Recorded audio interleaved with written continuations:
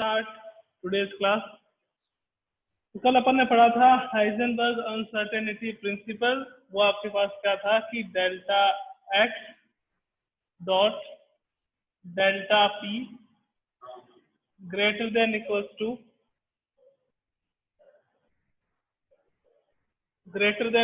To H upon 4 pi. ये आपके पास था कल हाइजेनबर्ग अनसर्टेनिटी प्रिंसिपल। जो डेल्टा पी है उसको आप क्या लिख सकते हो कि delta P equals to M delta V. तो आपके पास क्या आ जाएगा, delta x dot M delta we greater than equals to H upon 4 pi. और इसको मैंने आपको बताया था कैसे लिख सकते हैं कि delta x dot delta we greater than equals to H upon 4 pi M. ये हाइजेनबर्ग अनसर्टेनिटी प्रिंसिपल था। जहां पर डेल्टा एक्स की मैं बात करूं तो वो आपके पास क्या होता है, चेंज इन पोजीशन, और डेल्टा पी की बात करूं तो वो आपके पास क्या हो जाता है, चेंज इन मोमेंटम। तो अकॉर्डिंग टू हाइजेनबर्ग आप साइमल्टेनियसली चेंज इन पोजीशन और चेंज इन मोमेंटम की वैल्यू एक साथ कैलकुलेट नहीं कर सकते। अब देखिएगा, इसको एक फॉर्म में और लिख सकते हैं कि delta x dot M delta V is greater than equals to h bar upon 2 h bar upon 2 h bar equals to क्या होता है, h upon 2 पाई के इक्वल होता है।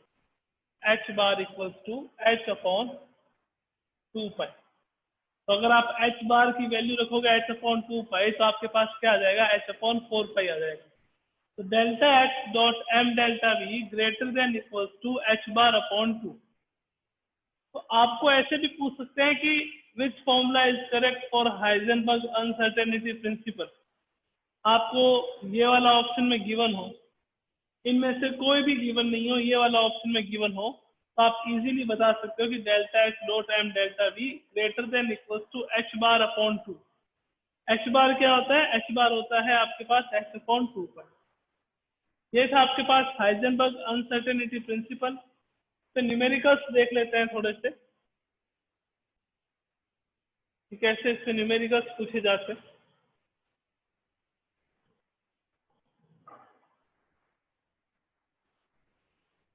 जैसे एग्जांपल की बात करें, first example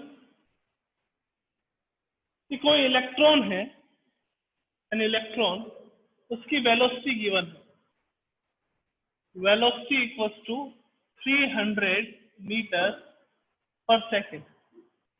velocity equals to आपके पास कितनी है, 300 मीटर पर सेकेंड। अनसर्टेनिटी की बात करें अगर, तो अनसर्टेनिटी आपके पास कितनी है, 0.01%। आपको कैलकुलेट करना है चेंज इन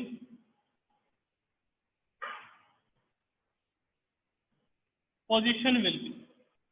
वेलोसिटी गिवन है 300 मीटर पर सेकेंड, यहाँ पे अनसर्टेनिटी गिवन है 0.001%। आपको कैलकुलेट क्या करना है, चेंज इन पोजीशन कैलकुलेट करना। तो अपने पास फॉर्मूला क्या रहता है कि फॉर्मूला रहता है कि delta x dot delta P greater than equals to की जगह अब अपन क्या करेंगे, इक्वल्स टू एच अपॉन 4। अब बात करें डेल्टा पी की, तो डेल्टा पी इक्वल्स टू होता क्या है कि delta P equals to M delta V, यानी कि mass into change in velocity. अब अनसर्टेनिटी आपके पास कितनी है, 0.001%। तो आपको क्या करना पड़ेगा, ये अनसर्टेनिटी किसमें गिवन है, वेलोसिटी में गिवन है। तो वेलोसिटी का 0.001% कैलकुलेट करोगे तो 0.001 अपॉन आपके पास 100 आएगा 300। पॉइंट हटाओगे तो आपके पास नीचे क्या आ जाएंगे, 1230, कैंसिल आउट हो गया ये। तो 3 इंटू 10⁻³ मीटर पर सेकेंड, ये आपके पास क्या आ जाएगी, वेलोसिटी। अब आपको कैलकुलेट क्या करना है, चेंज इन मोमेंटम कैलकुलेट करना है, sorry change in position calculate करना है। डेल्टा पी आपके पास क्या है कि डेल्टा पी इक्वल्स टू क्या हो जाएगा m डेल्टा v। मास कितना है इलेक्ट्रॉन का 9.1 into 10 to the power minus, अपन बात करेंगे कि अगर आपके पास किलोग्राम में लेना हो तो 9.1 into 10 to the power minus 31, यह आपके पास किसमें रहता है केजी में। 9.1 into 10 to the power minus 28, ये आपके पास कितना रहता है ग्राम में। तो देखिएगा कि अपन इसको ग्राम में अगर देखें, अपन चलो 9.1 into 10 to the power minus 31 kilogram हो गया।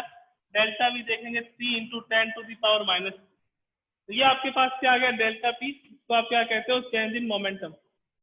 चेंज इन पोजीशन आपको कैलकुलेट करनी है, तो delta X multiply by 9.1 into 10 to the power minus 31 into 3 into 10 to the power minus 3 equals to आपके पास क्या होगा h अपॉन 4 पाई।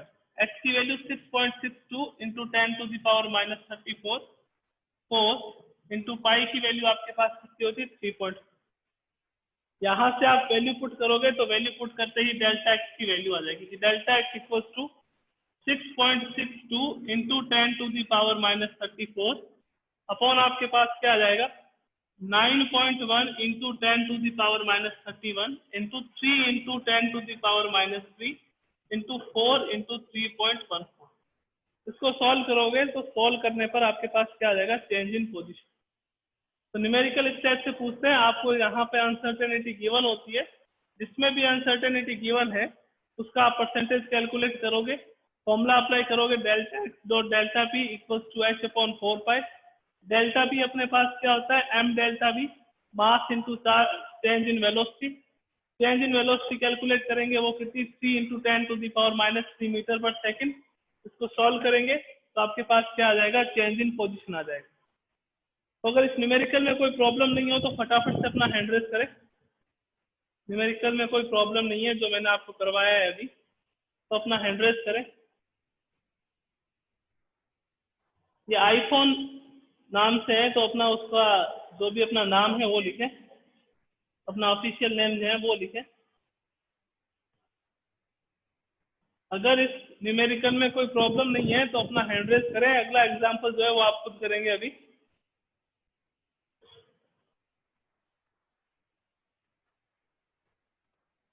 चलिए आगे चलते हैं।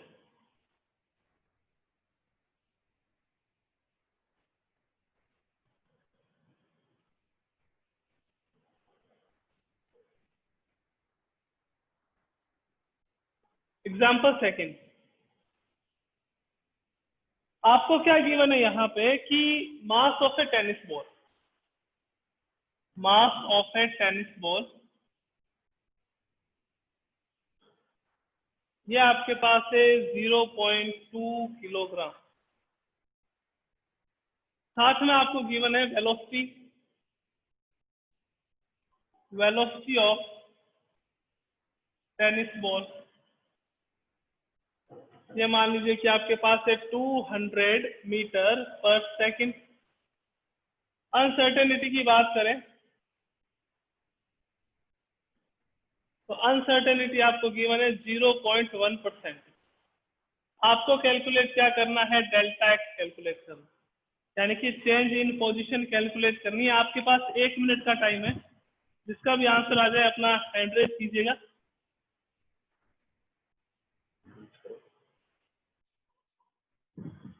कि मास गिवन था 0.2 kilogram, velocity of tennis ball 200 metre पर सेकंड, अनसर्टेनिटी 0.1%।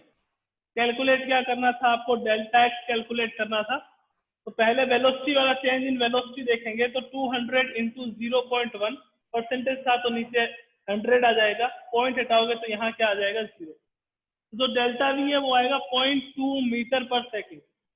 अब डेल्टा पी इक्वल्स टू क्या होता है M delta V, delta P equals to M delta V. तो एम डेल्टा वी है तो 0.2 तो इसका मास था, 0.2 इसकी डेल्टा वी थी, तो आप देखोगे तो आपके पास आएगा 0.04 मोमेंटम आ जाएगा। तो delta x dot delta P is equals to H upon 4 pi. Delta X calculate करना है, ये आपके पास डेल्टा पी जो है 0.04 equals to H upon 4 pi. Delta x equals to क्या आ जाएगा 6.626 इंटू 10⁻⁻34, 4 इंटू 3.14 इंटू 0.04, पॉइंट हटाओगे तो ऊपर क्या आ जाएंगे 20। इसको सॉल्व करोगे तो सॉल्व करने पर आपके पास क्या आ जाएगा, चेंज इन पोजीशन यानी कि डेल्टा एक्स आ जाएगा। ठीक है ना। चेंज इन पोजीशन कैसे कैलकुलेट करते हैं, या हाइजेनबर्ग अनसर्टेनिटी प्रिंसिपल पे किस टाइप के क्वेश्चंस बनते हैं, वो मैंने आपको भी करवा दी। तो किस का आंसर ये आ रहा था, अपना हैंड रेज करें जल्दी से, जिसके भी आंसर ये आ रहा था।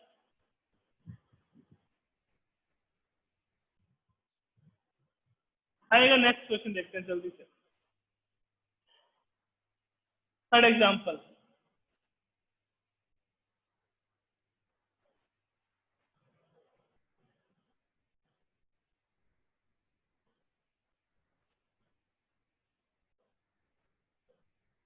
आपके पास दो पार्टिकल मान लीजिए, एक ए गिवन है और एक आपके पास बी गिवन है।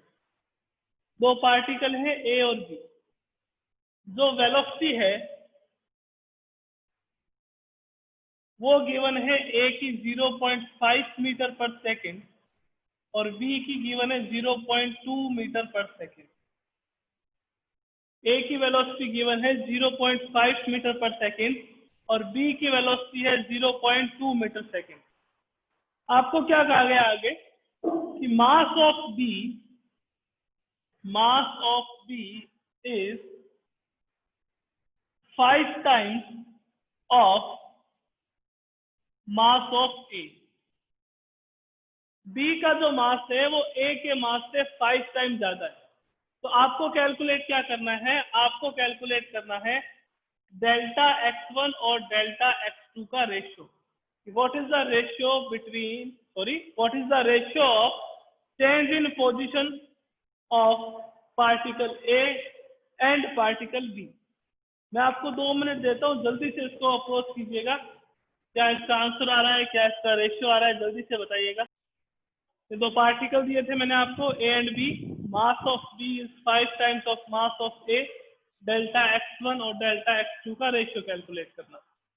फॉर्मूला वही है अपने पास कि delta x1 delta p is equals to h/4 pi. तो अपन यूं लिख सकते हैं कि delta x1 delta p1 equals to h/4 pi, और यहाँ क्या लिख सकते हो, delta x2 delta p2 equals to h/4 pi. ये इक्वेशन फर्स्ट आ गई और ये आपके पास इक्वेशन सेकंड आ गई। आपको x1 और x2 का रेशियो फाइंड आउट करना है कि what is the ratio of x1 and x2। तो अपन क्या करेंगे, इक्वेशन फर्स्ट में इक्वेशन सेकंड का डिवाइड कर देंगे। तो delta x1 multiply by delta p1 upon delta x2 multiply by delta p2 equals to h/4 pi और h/4 पाई। ये h/4 पाई से h/4 पाई क्या हो जाएगा, कैंसिल आउट हो जाएगा। आपको इन दोनों का रेशियो कैलकुलेट करना है। अपने को ये भी पता है कि डेल्टा p जो है उसका फॉर्मूला होता है m delta v। Delta p equals to क्या होता है, m डेल्टा v। तो देखिएगा आगे कि delta x1 multiply by m1 delta v1 upon delta x2 multiply by m2 delta v2 equals to आपके पास क्या आएगा यहाँ पे 1। इक्वल्स टू आपके पास यहाँ क्या आ जाएगा 1, क्योंकि h/4 पाई और h/4 पाई कैंसिल आउट हो जाएंगे। तो देखिएगा आगे delta x1 upon delta x2 equals to m2 v2 upon आपके पास क्या आ जाएगा m1 v1।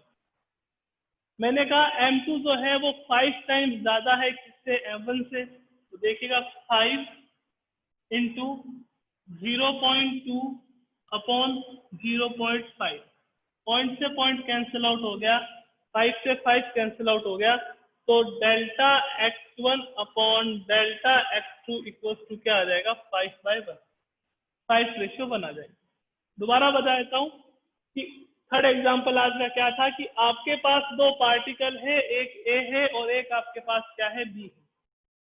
वेलोसिटी जो है वो ए की 0.5 मीटर पर सेकंड, बी की 0.2 मीटर पर second. Mass of B is 5 times of mass of A. B का जो मास है वो ए के मास से 5 टाइम ज्यादा है। तो आपको डेल्टा x1 और डेल्टा x2 का रेशियो कैलकुलेट करना है। तो सॉल्यूशन क्या था इसका कि अपने को फॉर्मूला पता है हाइजेनबर्ग अनसर्टेनिटी का कि delta x1 into delta p1 equals to h/4 pi, delta x2 into delta p2 equals to भी क्या होगा h/4 पाई। आपको रेशियो निकालना है डेल्टा x1 और डेल्टा x2 का। तो इक्वेशन फर्स्ट में अपन इक्वेशन सेकंड का क्या करेंगे, डिवाइड करेंगे। Equation first is divided by equation second. तो delta x1 into delta p1 upon delta x2 into delta p2 equals to h/4 pi upon h/4 pi. ये आपस में क्या हो जाएंगे, कैंसिल आउट हो जाएंगे। डेल्टा p इक्वल्स टू क्या होता है m डेल्टा v। तो delta x1 into m1 delta v1 delta x2 into m2 delta v2 equals to आपके पास क्या आ जाएगा 1। आपको डेल्टा x1 और डेल्टा x2 का रेशियो कैलकुलेट करना है, वो क्या हो जाएगा m2v2 अपॉन m1v1। अब m1 को अगर अपन 5 मानेंगे तो m2 आपके m1 को अगर 1 मानेंगे तो m2 आपके पास क्या हो जाएगा 5, क्योंकि 5 टाइम ज्यादा है। तो 5 इंटू 0.2 इसकी वेलोसिटी गिवन थी, तो 0.2 अपॉन आपके पास क्या आ जाएगा 0.5। तो जो रेशियो आएगा 5 से 5 कैंसिल आउट हो जाएगा, जो रेशियो आएगा वो आएगा आपके पास 2 रेशियो। ठीक है ना, तो रेशियो आएगा वो आएगा आपके पास 2:1। तो ये आपके हाइजेनबर्ग अनसर्टेनिटी प्रिंसिपल पे एग्जांपल्स थे।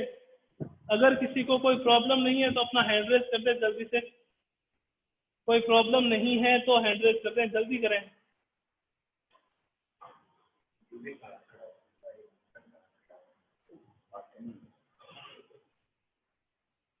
जल्दी हैंड रेज करें। नीलम, सागर, पूजा, प्रिया।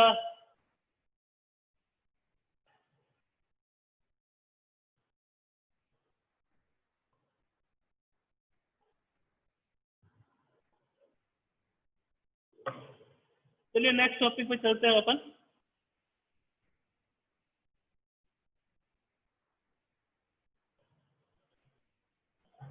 ये आपके था हाइजेनबर्ग अनसर्टेनिटी प्रिंसिपल। इसके आगे चलते हैं अपन नेक्स्ट इक्वेशन पे।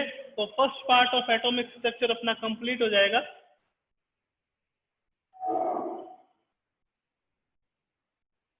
देखिएगा जो नया सिलेबस आया है आपके 11th में, उसमें हाइजेनबर्ग अनसर्टेनिटी प्रिंसिपल तो है ही, तो उसकी कोई प्रॉब्लम वाली बात है नहीं।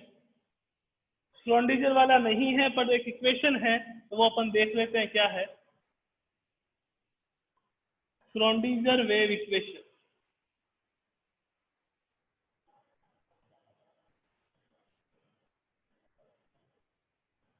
जो अपने कंपटीशन एग्जाम होते हैं उसमें श्रोडिंगर वेव इक्वेशन, मतलब आपको ऑप्शन दिए होते हैं कि कौन सी श्रोडिंगर वेव इक्वेशन है, आप बताइए।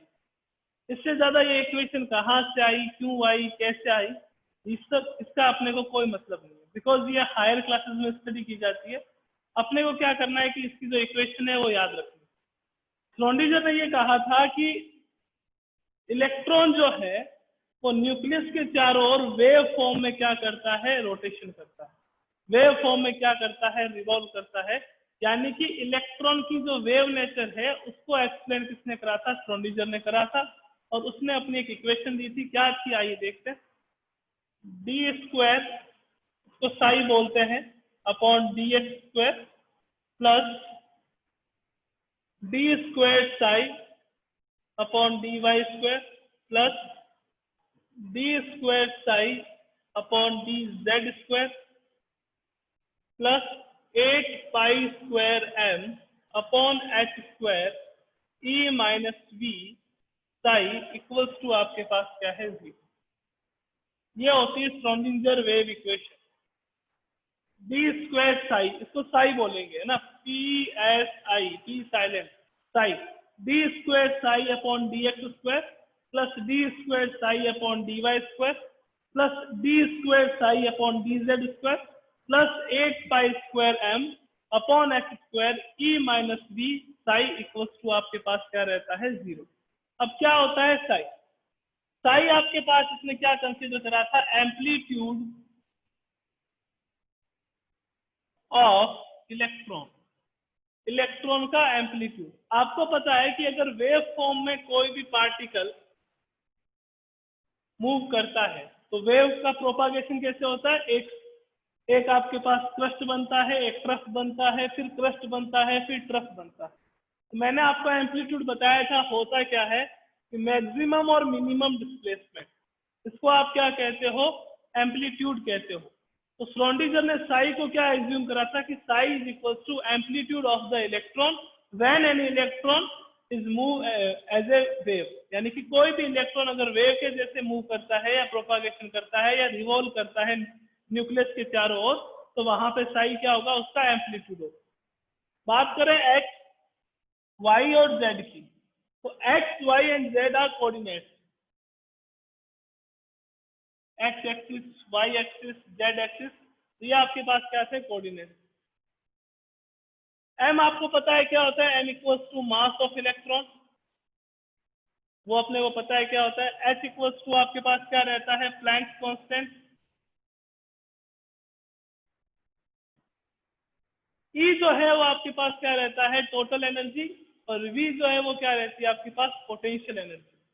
तो ये आपके पास श्रोडिंगर वेव इक्वेशन थी। ये इक्वेशन आई कहाँ से, अपने को कोई मतलब नहीं। अब इसकी डेरिवेशन इतनी इजी नहीं है कि मैं आपको करवा दूं और ये कह दूं कि डेरिवेशन पे क्रॉस मार दीजिए, लास्ट इक्वेशन याद कीजिए। इक्वेशन 2 दिन की है, 2 लेक्चर लग जाएंगे, इक्वेशन कंप्लीट होगी तब तक, उसकी पूरी डेरिवेशन कंप्लीट होगी तब तक। तो अपना सिलेबस है जो कंपटीशन एग्जाम के हिसाब से, उसमें ओनली ये इक्वेशन पूछी जाती है। D square psi upon D X square plus D square psi upon D Y square plus D square psi upon D Z square plus 8 pi square M upon X square E minus B psi equal to 0। Psi को क्या माना गया है? Psi is amplitude of the electron. और अगर कभी Sai square का significance पूछ ले तो साई स्क्वायर क्या होता है आपके पास? Finding the probability of electron, कि न्यूक्लियस के कितने पास तक इलेक्ट्रॉन के प्रेजेंट होने की प्रोबेबिलिटी होगी, वो आपके पास साई स्क्वायर होगा। तो कभी भी किसी भी गाइड में, किसी भी रिफ्रेशर में, कहीं पे भी क्वेश्चन पूछा जाए कि what is the Sai in the Schrodinger wave equation, Sai is the amplitude of the electron. Electron का एम्पलीट्यूड होगा जब इलेक्ट्रॉन वेव के फॉर्म में प्रोपागेट करता है। पूछे कि Sai square, what is the significance of Sai square, तो साई स्क्वायर क्या होता है? Probability of finding the electron, electron के प्रेजेंट होने की प्रोबेबिलिटी, कि न्यूक्लियस के कितने पास इलेक्ट्रॉन प्रेजेंट होगा, उसकी प्रोबेबिलिटी क्या होगी आपके पास? साई स्क्वायर होगी। तो इसी के साथ अपना जो फर्स्ट पोर्शन है एटॉमिक स्ट्रक्चर का वो कंप्लीट होता है, कि एटॉमिक स्ट्रक्चर में आपके श्रोडिंगर वेव इक्वेशन तक इसका फर्स्ट पोर्शन रहता है। बात करें इसके सेकंड पोर्शन की, तो थोड़ा सा इंट्रोडक्शन ले लेते हैं कि सेकंड पोर्शन में क्या आएगा। फर्स्ट में आपके पास क्या क्या आया था अपने को पता है? प्लांक की थ्योरी आ गई थी, रदरफोर्ड मॉडल आ गया था, थॉमसन का आ गया था, बोर का आ गया था, साथ में आपके पास डी ब्रोगली आ गया था, हाइजेनबर्ग आ गया था, और श्रोडिंगर वेव इक्वेशन आ गई थी। इक्वेशन याद रखना, कंपटीशन एग्जाम में सीधा ऑप्शन दिया होता है, which one of the following is Schrodinger wave equation. तो ये आपके पास Schrodinger wave equation. Next topic start करते हैं। एटॉमिक स्ट्रक्चर का सबसे, यूं मान लीजिए, इंपॉर्टेंट टॉपिक, हर साल कंपटीशन एग्जाम में 1 से 2 क्वेश्चन इससे रहते हैं। टॉपिक का नाम क्या है? Quantum number.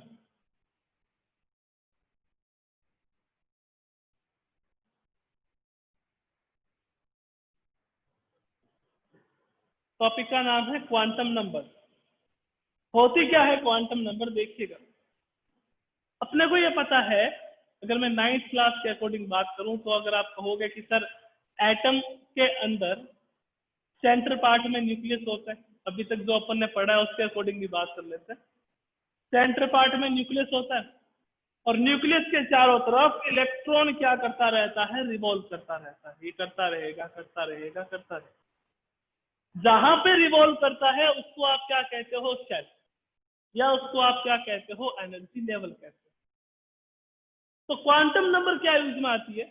कि क्वांटम नंबर जो है वो एग्जैक्ट पोजीशन ऑफ इलेक्ट्रॉन बताती है, exact position of electron in any atom. किसी भी एटम के अंदर इलेक्ट्रॉन की एग्जैक्ट पोजीशन क्या होगी वो कौन डिस्क्राइब करती है, वो क्वांटम नंबर डिस्क्राइब करती है। तो सर एग्जैक्ट पोजीशन का मीनिंग क्या है? अभी तक अपन ने पढ़ा तो अपन ने कह दिया कि न्यूक्लियस है और शेल है। न्यूक्लियस में न्यूट्रॉन और प्रोटॉन रहते हैं और शेल में आपके पास क्या प्रेजेंट होते हैं, इलेक्ट्रॉन। फिर ऐसा नहीं होता है एक्चुअल में। अगर अपन बात करें तो देखिएगा कि आपके पास एटम है, एटम के अंदर होती है शेल, शेल में इलेक्ट्रॉन क्या करता है, रिवॉल्व करता है। शेल के अंदर आपके पास होती है सब शेल, शेल के अंदर क्या होती है, सब शेल, ठीक है। सब शेल के अंदर होते हैं ऑर्बिटल, और ऑर्बिटल के अंदर आपके पास क्या प्रेजेंट होते हैं, इलेक्ट्रॉन प्रेजेंट होते हैं। एटम न्यूक्लियस तो था ही, इलेक्ट्रॉन के प्रेजेंट होने का देखें तो यहां तक अभी तक अपने को ये पता था कि इलेक्ट्रॉन शेल में रिवॉल्व करते हैं, एनर्जी लेवल में रिवॉल्व करते हैं। बट शेल के अंदर भी क्या होती है, सब शेल। सब शेल के अंदर क्या होते हैं आपके पास ऑर्बिटल, और ऑर्बिटल के अंदर क्या होते हैं आपके पास इलेक्ट्रॉन। तो देखिएगा कि कितने टाइप के क्वांटम नंबर्स हैं जो इसको एक्सप्लेन करती है। तो सबसे पहली आती है प्रिंसिपल क्वांटम नंबर, जो शेल के बारे में बताती है। फर्स्ट सबसे पहले आती है principal quantum number, principal quantum number, ये डिस्क्राइब करती है किसको, शेल को। सेकंड आती है आपके पास azimuthal quantum number, azimuthal quantum number. Azimuthal quantum number describe करती है कि सबशेल में कितने इलेक्ट्रॉन्स होंगे और सबशेल कितनी होगी, कौन कौन सी सबशेल होगी और उसको आपने क्यों ये सबशेल कहा। थर्ड आती है आपके पास मैग्नेटिक क्वांटम नंबर,